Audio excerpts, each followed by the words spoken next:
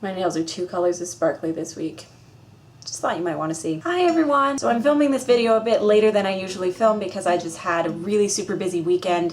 One of my best friends was in town and we had all kinds of super fun adventures. There will be a video coming up soon of one of these adventures that happened on a certain July 31st, if that gives you a clue. But today I would like to talk about the weather. I don't normally like it when people go to a different country and then complain about the way things are and offer suggestions for how they could be improved, but I'm gonna be one of those people for a minute. I've lived in London for about 6 months now and I'm endeavoring to make this city my home, so please just allow me this indulgence. There's a thing I've noticed. I get the impression that here in London, and also to an extent the rest of the UK, that any kind of weather that is not 18 degrees Celsius and drizzling does not count as weather and therefore doesn't exist. The result of this is that short of carrying an umbrella absolutely everywhere you go, if you remember to take it, no one is prepared for any kind of weather. I'm from Canada, and in the part of Canada where I grew up, in the winter it goes down to -40, -50 at the extreme point in the winter, and at the extreme point in the summer it goes to like +40. So every 6 months we're fluctuating about 80 to 90 degrees in temperature. And there's torrential downpour, whether that's rain or snow, there's freezing rain, there's at least one hailstorm a year, we have horrible humidity and horribly dry cold. Sometimes there are hurricanes and tornadoes too.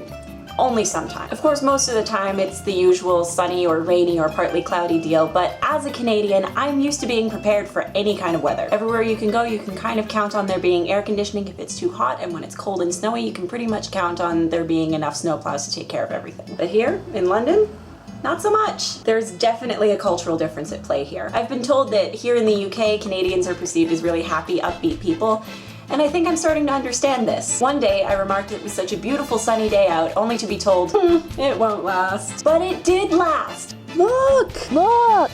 Look! What's more, and what I found slightly hilarious, is that even when there is weather that deviates from the norm here, people will be in absolute denial. The whole of July was absolutely beautiful. It rained or thunderstormed on only a handful of days, and it was otherwise sunny and beautiful and hovering around 25 to 30 degrees Celsius. Perfect summer weather. But I was surprised to see so many people walking around in 27-degree weather in long sleeves and long trousers. And there were times when I was talking to locals about the weather and they're like, but it never gets that hot here. And I was like, but it's that hot right now! I was recently told by a born and bred Londoner that I might be onto something. He told me about the Great Storm of 1987, in which the hurricane caused major damage to most of England. Damage which could have been lessened had weather reports not indicated a false alarm. Whether it's a misquote or not, something was said along the lines of, a woman rang the BBC concerned that there was a hurricane on the way.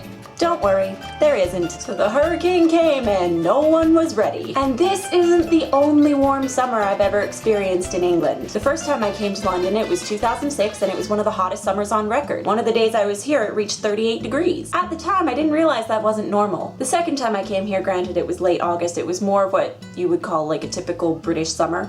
It was 19 degrees and raining most of the time. However, by all accounts, last year was also quite a warm summer, if I'm remembering correctly from what I've heard. There seems to be a trend here. So maybe, just maybe, it might be a good idea to get a little more air conditioning in this beautiful city. Maybe. Where more air conditioning is really needed is on the tube. Yes, the subsurface lines in the overground have it, and I am so grateful for that, but it is sorely needed on the deep underground train lines, especially the central and northern lines, which are like the sweat glands of London. One day it hit 32 degrees and I was on the northern line. Even with air moving through the train through open window vents and through the windows that were at either end of the carriage, it had all the effect of pointing a hairdryer in your face. I nearly passed out. And it doesn't get much better in the winter either. Like Central Line trains at rush hour are jam-packed no matter the time of the year, so just imagine everyone in their warm winter coats, and it's the same deal. I understand it's a tall order because London is so built up that improving ventilation to the deep tube lines is pretty much impossible. But please, please, if there's a way, can it happen please? Now I'm just waiting for it to snow here.